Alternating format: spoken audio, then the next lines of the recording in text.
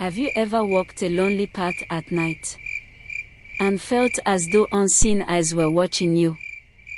Have you ever heard a story so strange, so chilling, yet so full of love, that your heart could not decide whether to fear or to hope? If you love stories like this, African tales that thrill, teach, and entertain, then don't forget to like this video and subscribe to the channel, so you never miss another tale beneath the moonlight. Now, listen closely, for what I am about to tell you is not an ordinary story. It is a tale of kindness, of worth, of forbidden love, and of a girl who should have been asleep in the grave, but instead walked the road of the living. Long ago, in a quiet village, there lived a young man named Oba.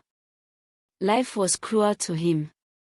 He worked hard, yet his pockets were always empty. He tilled the soil, yet the earth gave him little.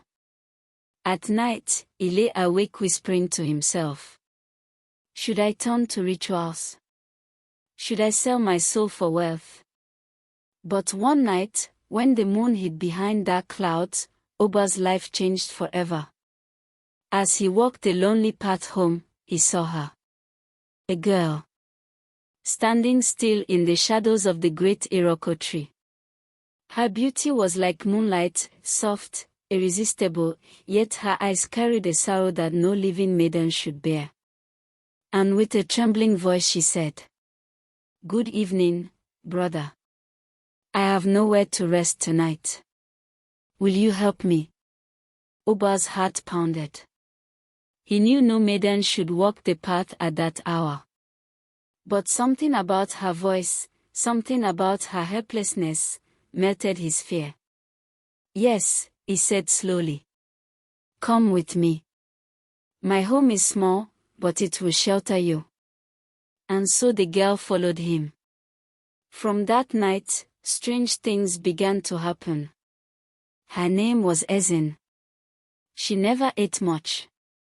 She never sat long in the sun.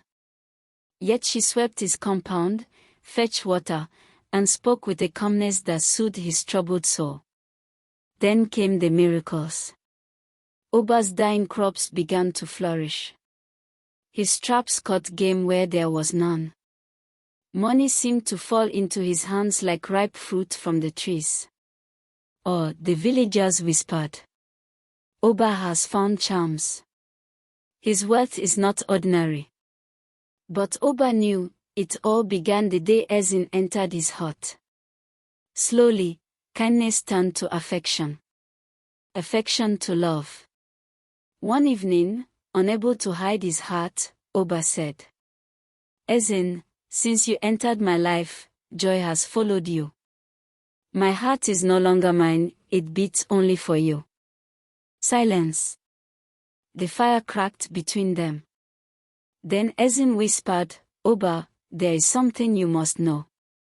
That night she led him back to the great Iroko tree, the very place they first met. The moonlight fell upon her face. Tears shone in her eyes. "Oba," she said, "I am not as you think. I am not of the living. My body lies buried in a faraway land.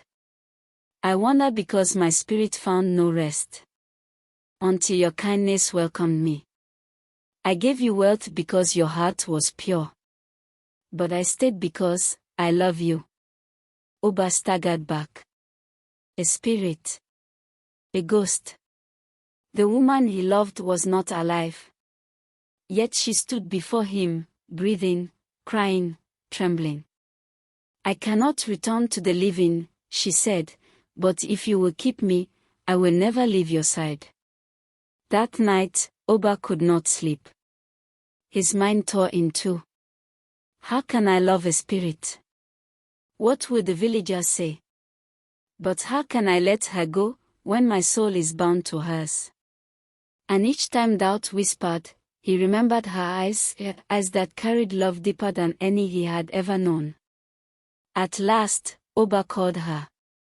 "My heart is torn between fear and love," he said. "You are not flesh and blood, yet no one has ever filled my soul the way you do. Tell me, Ezin, what should I do? She smiled, though her tears fell. Oba, love is not always meant for this world. I cannot stay forever. But hear me, I will not leave you empty.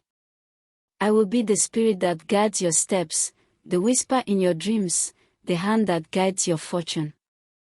Marry if you must among the living, but know this. I will always walk beside you. And as she touched his chest, her form began to fade. Her body dissolving like smoke, her voice echoing in the night. Do not weep, Oba. True love never dies. Oba never forgot her. He lived. He married. He prospered. But on quiet nights, when the wind brushed against his cheek, he would hear a whisper, soft, familiar, calling his name. And he would smile, knowing that Ezin, the girl who never found rest, still kept her promise. And so the elders say, kindness to strangers opens doors to blessings. But beware, the spirit world walks closer to us than we think. Love may conquer life and death. But wisdom must guard the heart. If this story held your breath, if it kept you on the edge of your seat, then remember to like, subscribe, and share this tale, so that more listeners can gather around our fire and hear the whispers of Africa's timeless stories. Until we meet again beneath the stars. I am your storyteller, and this is where spirits and men walk side by side.